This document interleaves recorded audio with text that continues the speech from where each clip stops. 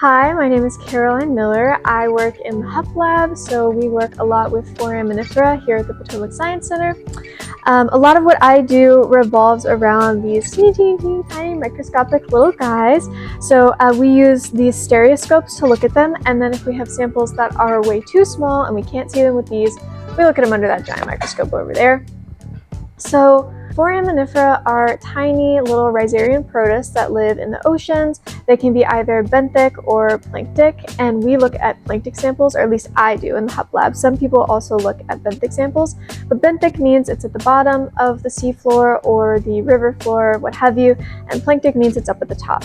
So the samples that I look at are in the surface ocean. They can be between about 0 to 250 meters, and we do tow intervals, so we look at 0 to 25, 25 to 50, etc. to find out which foraminifera have which depth habitats, right? Because there are a lot of different species and we have to ID them using the microscopes. So once we ID them, we figure out, oh, this foram lived, let's say, 0 to 25 meters. Why this is important is because foraminifera are found in a lot of fossils, and they're used for reconstructions of past climates. Because if you find a foram in a sample, let's say it's quincaloba, that's a specific species that we deal with a lot, that I saw a lot of today.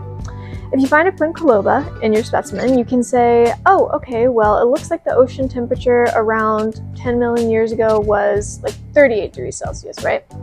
But what we're now finding is that these forams live at different depths during specific times. We need more data on the species that are more like Arctic and polar as opposed to the ones that are tropical, because there's more known about them.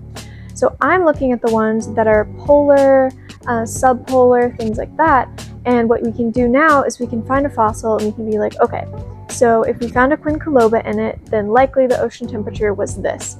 We're adding to the curve. A lot of people have produced specimens that can show us what the temperature was at specific times, but what we're learning is that it can differ because they can follow lunar cycles, they can deal with chlorophyll or temperature or ocean conditions, and they change. So we want to know exactly what the temperature conditions were like, where that specimen was found, and that is what my research is doing.